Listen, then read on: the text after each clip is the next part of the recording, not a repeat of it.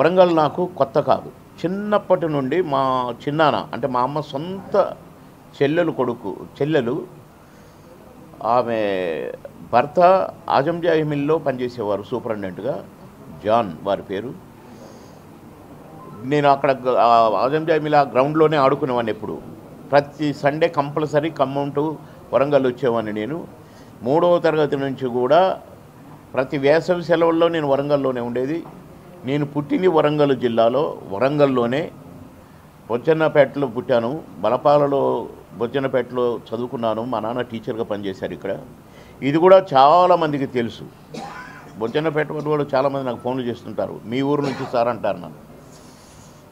కనుక ఈ ఎర్రబెల్లి దయాకర్ రావు గారు ఎంపీగా పోటీ చేసినప్పుడు, నేను ప్రచారం చేసేటప్పుడు ఈ అన్ని ఈ మొత్తం ఇప్పుడు నేను ఎంపీగా పోటీ చేసే కాన్స్టిట్యున్సీ అప్పుడు కూడా ఇదే 7 కాన్స్టిట్యున్సీలు ఉండే.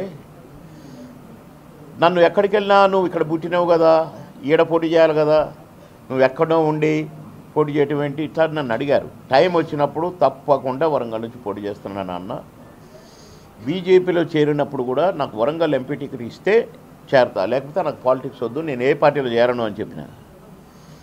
సరే వాళ్ళు ఇస్తామన్నారు, ఇవ్వలేదు పోయినసారి. ఈసారి కూడా నాకు ఇవ్వరని తెలిసిపోయింది. అందుకని నేను రిజైన్ చేశాను. కేఏ పాల్ గారు రమ్మన్నారు, వారి మాట కాదని లేక నేను ప్రజాశాంతి పార్టీలోకి రావడం జరిగింది. ఖచ్చితంగా నేను ప్రజాశాంతి పార్టీ తరఫు నుండి ఎన్నికల బరిలో ఎంపీగా పోటీ చేయబోతున్నా. కొన్ని పార్టీలు మరి పార్టీలు చేస్తున్నాయా, మీడియా చేస్తుందో తెలియదు. వచ్చేస్తున్నామంట, టికెట్ వచ్చేసిందంట, మీరు కేసీఆర్ గారితో మాట్లాడారంట, కేసీఆర్ గారు మీతో మాట్లాడారంట, అయిపోయింది ముద్ర పడిపోయి, ఇవన్నీ ఏ బాబా 1,00,000 ఫోన్లు నాకు. మీడియా ఆల్మోస్ట్ ఒక 50 మంది అన్నా నాకు ఫోన్ చేశారు. కానీ నేను వైజాగ్లో ప్రచారం చేసుకుంటున్నా.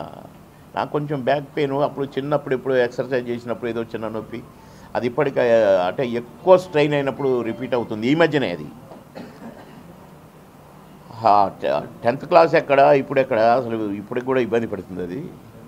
అలా నేను ప్రచారంలో ఉన్న వైజాగ్లో నాకేం తెలియదు అని అంటే కూడా చాలామంది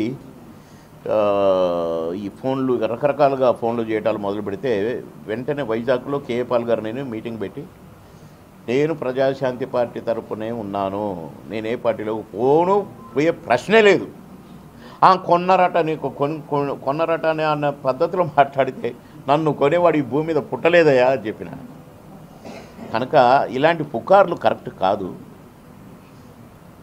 కనుక మీడియా ద్వారా విజ్ఞప్తి చేస్తున్నాను, ఇలాంటి చౌకబారు చీఫ్ పాలిటిక్స్ ఆడకండి ప్లీజ్.